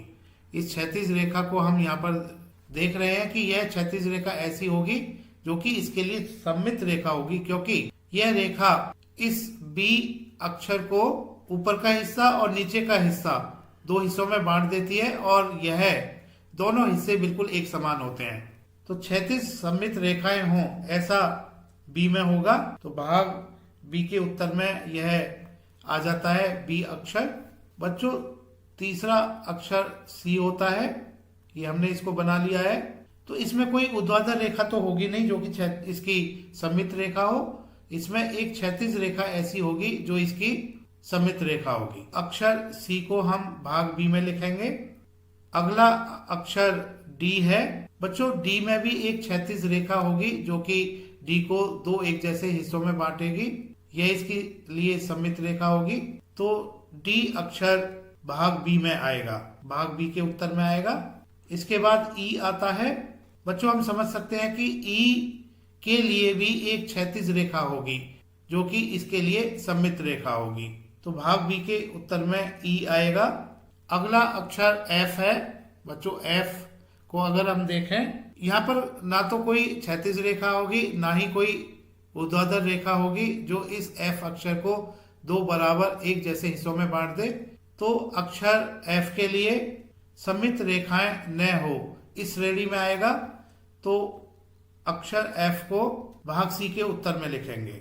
इसके बाद जी आता है।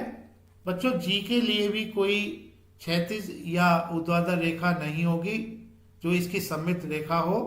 तो अक्षर जी भाग सी के उत्तर में लिखा जाएगा। एच में हम देख रहे हैं कि एक क्षैतिज रेखा हो सकती है जो इसकी सममित रेखा होगी, तो एच को भाग बी के उत्तर में लिखेंगे। आई, बच्चों स्पष्ट है कि आई के लिए क्षैतिज रेखा भी हो सकती है और ऊर्ध्वाधर रेखा भी हो सकती है, यह दोनों रेखाएं इसकी सममित रेखाएं हो सकती हैं। तो अक्षर आई भाग ए के उत्तर में और भाग बी के उत्तर में आएगा। जे, बच्चों स्पष्ट है कि जे के लिए ना तो कोई क्षैतिज रेखा होगी ना ही कोई ऊर्ध्वाधर रेखा होगी जो इसके लिए सममित रेखा हो। तो जे भाग सी के उत्तर में आएगा। के, बच्चों के भाग बी के उत्तर में आएगा क्योंकि इस के अक्षर के लिए एक क्षैतिज रेखा ऐसी होगी जो इस के अक्षर को दो बराबर एक जैसे हिस्सों में बांटेगी और यह क्षैतिज रेखा इसके लिए सममित रेखा होगी। अगला अक्षर एल है। बच्चों अक्षर एल के लिए ना तो कोई क्षैतिज रेखा ही होगी ना ही कोई ऊर्ध्वाधर रेखा होगी जो इस अक्षर एल को दो बराबर एक जैसे हिस्सों में बांट दे। तो बच्चों एल के लिए कोई क्षैतिज या ऊर्ध्वाधर रेखा नहीं होगी जो इसकी सममित रेखा हो, तो एल भाग सी के उत्तर में आएगा। एम, बच्चों यहाँ पर हम एम अक्षर को देख रहे हैं, इसके लिए ऊर्ध्वाधर रेखा होगी जो कि इसके लिए सममित रेखा होगी। यह ऊर्ध्वाधर रेखा इस अक्षर एम को दो बराबर एक जैसे हिस्सों में बांटेगी, तो एम भाग ए के उत्तर में आएगा। बच्चों यहाँ पर जो अक्षर एच है, क्योंकि एच ऐसा अक्षर होगा, इसके लिए क्षैतिज रेखा होगी जो कि इसको दो हिस्सों में एक जैसे हिस्सों में बांटेगी, और इसके लिए ऊर्ध्वाधर रेखा भी हो सकती है। हमने एच को भाग बी के उत्तर में लिखा हुआ है और एच को हमने भाग ए के उत्तर में भी लिखना है, क्योंकि इसके लिए ऊर्ध्वाधर और क्षैतिज रेखा दोनों ही रेखाएं सममित रेखा होंगी। बच्चों एम के बाद एन आता है। बच्चों एन के लिए ना तो कोई क्षैतिज रेखा होगी, जैसे कि हम यहाँ पर क्षैतिज रेखा खींचे तो ये एन को दो बराबर एक जैसे हिस्सों में नहीं बांटेगी, ऊपर का हिस्सा नीचे का हिस्सा से मेल नहीं खाता, तो इसके लिए ना तो कोई क्षैतिज रेखा होगी ना ही कोई ऊर्ध्वाधर रेखा होगी जो कि इसको दो एक जैसे एक समान हिस्सों में बांट दे। तो एन को हम भाग सी के उत्तर में लिखेंगे। एन के बाद ओ। बच्चों ओ के लिए, क्योंकि ओ एक वृत्त के आकार का होता है, तो इसके लिए क्षैतिज रेखा भी हो सकती है और ऊर्ध्वाधर रेखा भी हो सकती है जो इसकी सममित रेखा होगी। तो ओ को हम भाग ए के उत्तर में और भाग बी के उत्तर में लिखेंगे। ओ के बाद पी आता है। बच्चों पी के लिए ना तो कोई क्षैतिज रेखा होगी ना ही कोई ऊर्ध्वाधर रेखा होगी जो इसको दो बराबर एक जैसे हिस्सों में बांट दे, तो पी के लिए कोई सममित रेखा नहीं होगी, तो पी भाग सी के उत्तर में आएगा। पी के बाद क्यू। बच्चों क्यू में भी हम देख रहे हैं, ना तो इसके लिए कोई क्षैतिज रेखा होगी ना ही कोई ऊर्ध्वाधर रेखा होगी जो कि इसको दो बराबर एक जैसे हिस्सों में बांट दे, तो क्यू के लिए कोई सममित रेखा नहीं होगी, तो क्यू को हम भाग सी के उत्तर में लिखेंगे। क्यू के बाद आर। बच्चों आर में भी हम ना तो कोई क्षैतिज रेखा देख पा रहे हैं ना ही कोई ऊर्ध्वाधर रेखा देख पा रहे हैं जो इसको एक समान बराबर हिस्सों में बांट दे, तो आर के लिए कोई ऊर्ध्वाधर या क्षैतिज रेखा नहीं होगी जो इसकी सममित रेखा हो, तो आर को हम भाग सी के उत्तर में लिखेंगे। आर के बाद एस। बच्चों एस को भी हम देख रहे हैं कि ना तो इसके लिए ऊर्ध्वाधर रेखा ना ही कोई क्षैतिज रेखा होगी जो एस को दो बराबर एक जैसे एक समान हिस्सों में बांट दे, तो एस के लिए कोई सममित रेखा नहीं होगी, तो एस भाग सी के उत्तर में आएगा। एस से अगला अक्षर टी होता है, तो यहाँ पर हम टी को देखने से स्पष्ट है कि इसके लिए एक ऊर्ध्वाधर रेखा हो सकती है जो इस टी को दो बराबर हिस्सों में बांटेगी, एक बायां हिस्सा एक दायां हिस्सा, ये दोनों एक समान होंगे और इसके लिए कोई क्षैतिज रेखा नहीं होगी जो कि इसकी सममित रेखा हो, तो टी अक्षर के लिए केवल एक ही सममित रेखा होगी जो कि ऊर्ध्वाधर रेखा होगी, इसके लिए ऊर्ध्वाधर सममित रेखा होगी, तो टी को हम भाग ए के उत्तर में लिखेंगे। टी के बाद यू आता है। बच्चों यू में जैसा कि इस यू को देखने से स्पष्ट है कि इसके लिए एक ऊर्ध्वाधर रेखा होगी जो इस यू को दो बराबर एक समान हिस्सों में बांटेगी, एक बायां हिस्सा और एक दायां हिस्सा इस ऊर्ध्वाधर रेखा के, तो यू के लिए केवल एक सममित रेखा ऊर्ध्वाधर सममित रेखा होगी, इसको हम इस यू को भाग ए के उत्तर में लिखेंगे।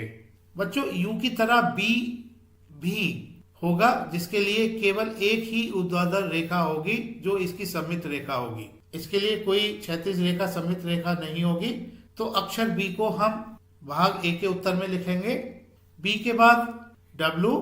बच्चों स्पष्ट है कि डब्लू के लिए कोई क्षैतिज रेखा तो नहीं होगी जो इसको दो बराबर एक समान हिस्सों में बांट दे, इसके लिए ऊर्ध्वाधर रेखा होगी जो कि इस डब्लू को दो बराबर एक जैसे एक समान हिस्सों में बांटेगी, एक इस रेखा के बाएं का भाग एक इस रेखा के दाएं का भाग, बाएं दाएं भाग इस रेखा के एक समान होंगे, तो इस डब्लू के लिए इस अक्षर के लिए केवल एक सममित रेखा होगी ऊर्ध्वाधर रेखा, तो डब्लू को हम भाग ए के उत्तर में लिखेंगे।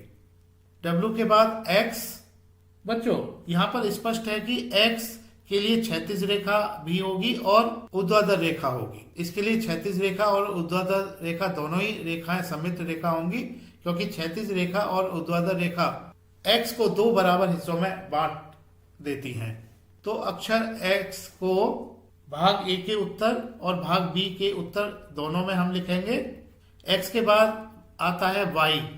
बच्चों यहाँ पर y के लिए क्षैतिज रेखा तो नहीं होगी, इसके लिए सममित रेखा, हाँ इसके लिए ऊर्ध्वाधर रेखा होगी जो कि इस y को दो बराबर एक जैसे हिस्सों में बांटेगी। तो y के लिए केवल एक सममित रेखा ऊर्ध्वाधर सममित रेखा होगी। तो बच्चों y को हम भाग a के उत्तर में लिखेंगे। y के बाद आता है z। बच्चों यहाँ पर अगर हम एक क्षैतिज रेखा खींचें इसके बीचों बीच, तो हम यहाँ पर देख पा रहे हैं कि इस क्षैतिज रेखा के ऊपर का भाग इस क्षैतिज रेखा के नीचे के भाग के एक समान नहीं है, क्योंकि अगर हम ऊपर के भाग को इस क्षैतिज रेखा की तरफ से मोड़ें तो यह नीचे के भाग को पूरी तरह नहीं ढकेगा। इसी तरह से इसके लिए ऊर्ध्वाधर रेखा अगर हम लें तो ऊर्ध्वाधर रेखा भी ऐसी रेखा यहाँ पर होगी जो कि बाएं भाग को अगर हम मोड़ें इस ऊर्ध्वाधर रेखा की तरफ से तो यह दाएं भाग को पूरी तरह से नहीं ढकेगी।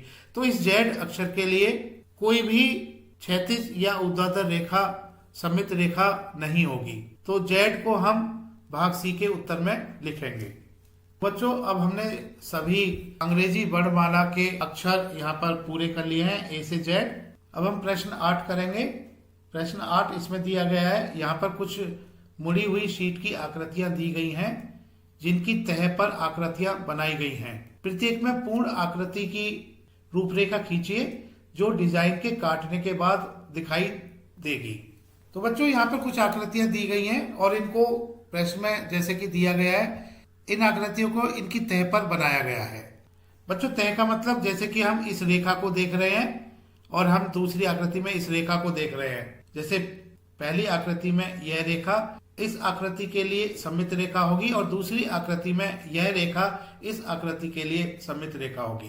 पहली आकृति में सममित रेखा ऊर्ध्वाधर सममित रेखा है तो इसके बाएं भाग और दाएं भाग एक जैसे होंगे, और दूसरी आकृति में क्षैतिज रेखा सममित रेखा है, इसके ऊपर का भाग और नीचे का भाग बिल्कुल एक जैसे होंगे। तो प्रत्येक में पूर्ण आकृति की रूपरेखा खींचिए जो डिजाइन के काटने के बाद दिखाई देगी। पहले हम पहली आकृति को बना लेते हैं और इसके बाद हम दूसरी आकृति को बनाएंगे। बच्चों पहली आकृति के लिए पहले हम इसकी सममित रेखा खींच लेते हैं जो कि ऊर्ध्वाधर रेखा है। इसको बच्चों हमने खींच लिया है। अब हम इस आकृति के लिए यहाँ पर यह कितनी लंबाई होगी, जैसा कि हम इस चित्र में देख रहे हैं, इस लंबाई को हम माप सकते हैं और इस लंबाई के बराबर हम यहाँ पर इस सममित रेखा पर लंबाई ले लेते हैं। माना कि यह लंबाई इतनी है, ये हमने दो बिंदु ले लिए यहाँ पर और इस भुजा को हमने यहाँ पर दिखा दिया है। अब इस बिंदु के दाईं तरफ इस भुजा की लंबाई कितनी है यह नाप लेते हैं और इस बिंदु के दाईं तरफ इस भुजा की लंबाई कितनी है यह हम माप लेते हैं। तो इन लंबाइयों के बराबर एक क्षैतिज रेखा यहाँ पर खींच लेते हैं और एक दूसरी क्षैतिज रेखा हम खींच लेते हैं। अब यहाँ से इस बिंदु को हम माप लेते हैं कि इस बिंदु से ये कहाँ पर है। इसके लिए हम इस कोण को देख लेंगे कि ये कितना है। तो यहाँ से इस कोण के बराबर कोण बनाते हुए एक रेखा खींचेंगे और इस लंबाई के बराबर रेखा हम खींचेंगे। तो इस तरह से हमें ये बिंदु मिल जाएगा और हम इस बिंदु से इस बिंदु को मिला लेंगे।